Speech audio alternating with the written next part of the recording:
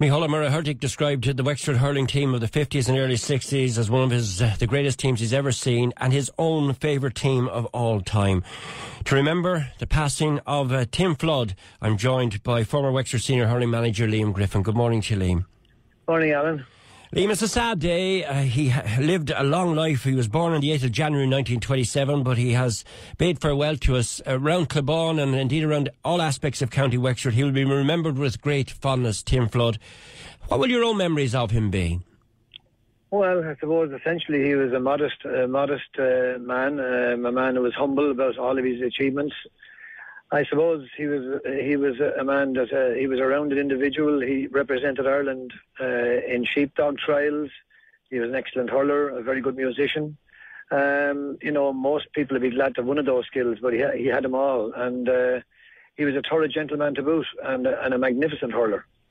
In a week that we saw Nicky Rackard's medal, his 55 All-Ireland medal, being sold at auction and bought back by his family for €17,500. Kind of puts things in perspective just how lauded these individuals were.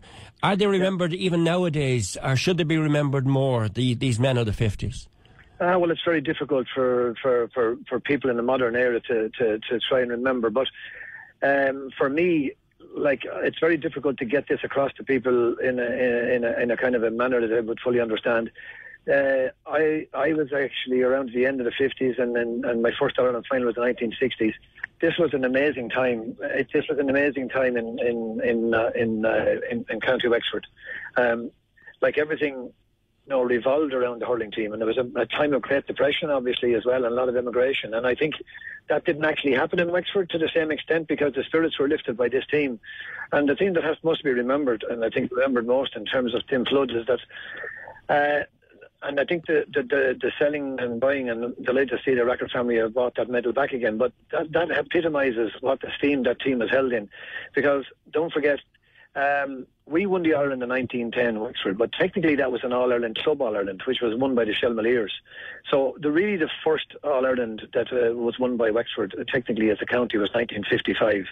And it has to be remembered that no team, if you look through the teams and you get to sheets out and look at who won All-Irelands right through when it started into an inter-county competition, the traditional counties, our first team ever to make a breakthrough was actually Wexford, followed by Offaly later on. Like a lot of other counties had been there before.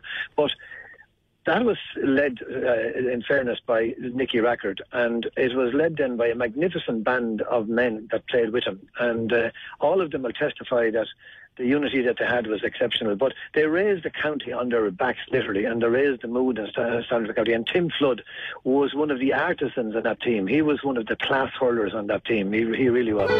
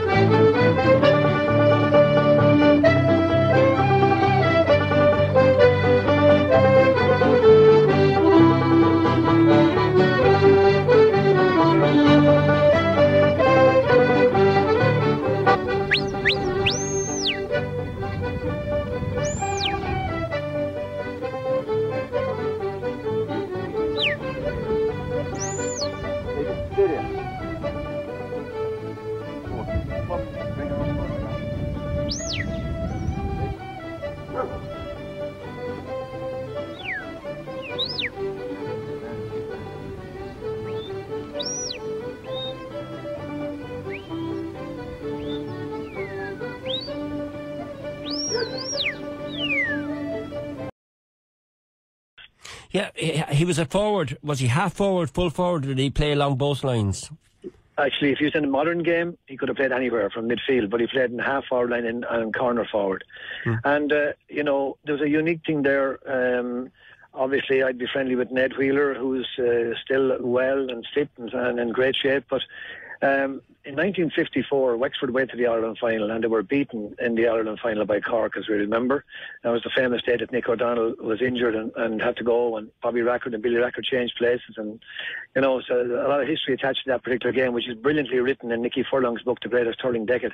But on that occasion, 54, there was only 3 Wexford men picked on the Leinster team, and the 3 Wexford men were Ned Wheeler at centre back, and Tim Flood was at left half forward, and Mick O'Hanlon, who was a man who overcame a handicapped hand to play corner back for Wexford at that particular time, was selected on the Leinster team. And Leinster hadn't won a championship, a Railway Cup, for 13 years, when Jim Langton was the last man to win a medal. So Tim was selected in that band and played for Leinster several times. And but what I remember about him most was I met Matt Hassett, who was a captain of the Tipperary team in 1960 that Wexford beat. And I reminded him of a fantastic point that Tim Flood got, and his quick retort to me was, "You keep quiet about that. Myself and yourself are the only two men in Ireland that know that outside of Tim Flood." But it was a magnificent point. And I at one stage, Tim came back to play an Ireland final, and I think that was his first game in the championship. Either that was 60 or 62 now. I may be slightly wrong, but I think I'm right. And Tim Flood came with a ball from underneath the Cusack stand on the left-hand side of the field, playing down into Canal End. He brought the ball on the hurl, and he turned the hurl backwards as he was going, took the ball down over his head, brought it down the far side, and without putting his hand on the ball, he stuck it over the bar. Yeah. Now, I never saw anything like that in my life before or since. I saw some amazing skills on the hurling field, but I never saw anything like that. And all in one movement. He was a magnificent hurler. And he would have frustrated people by his soloing, but he could solo in and then turn around and solo back out again. But boy, could he play. Yeah, and did his success go hand in hand with the success of Clabon? I see they tasted their first success in 1946 when they captured a county junior hurling title, and then they went on to capture a senior county title. So hand in hand with Tim's rise was the rise of Clabon too? Oh yes, I mean Clabon were very strong back in those days. As were Ratnewer and the Aidens. Sadly, no more. But now the referees at this stage. But there was some great hurling teams emerging, because don't forget, hurling was becoming fashionable in County Wexford for a number of years. And don't ever forget as well, this is incomprehensible in today's world. When you look at the crowds and you see this thing, Wexford produced 83,000 people, I think, at 2 All-Ireland finals. The 54 and 56 All-Ireland, Wexford produced something like, and that the glamour team that Wexford were in 54 and coming through there to 54 All-Ireland final, and also having contested the league final in 56 where they came back from 14 points down to beat Tipperary. That particular team attracted 83,000 people or thereabouts to Croke Park. I think I'm right, roughly around that kind of, which is absolutely amazing when you consider there was no crowd control to the extent that there is today. And one of your men of 96 was, of course, Shawnee Flood, and I went to school with Ger Flood. He passed it on, didn't he, Tim Flood? He did, and to be fair to Shawnee, he inherited from his father. Some of the great silken skills in the game. And one of my great regrets in life was that Shawnee Flood wasn't able to take the field with us in 96. And Ger Flood reminded me last night, and it was true. We were in the Stillorgan Park Hotel before the Ireland final, and I was upset for Shawnee. We gave him right till the Wednesday before the Ireland to try and prove his fitness, and unfortunately he pulled up lame. And I actually remember putting my hand on his shoulder and saying, "Shawnee, listen," and the tears were welling up in his eyes. But he made a speech to us. When I asked him, and I said, "Shawnee, I want you to say a few words," he said, "Oh, Ginny, I don't want to do that." So I didn't like to do it, because he was modest and a thorough gentleman like his father. But he made a speech that day, and as Gerry said to me last night, Shawnee Flood's speech made a difference to us that day too.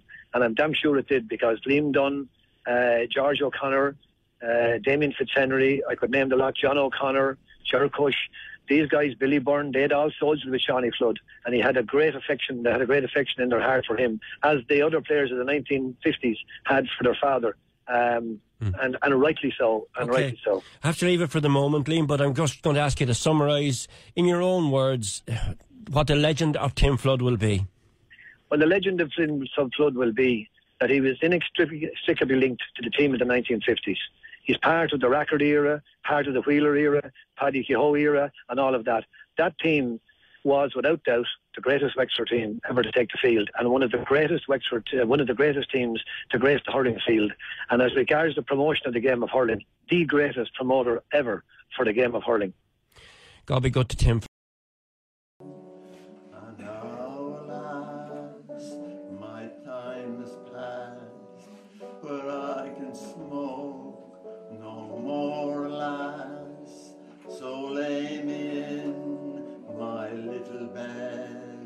My pipe of clay.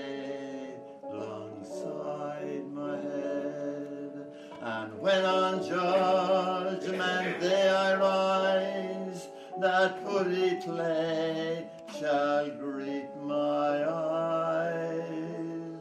For heaven will be heaven to me only, if I can smoke my black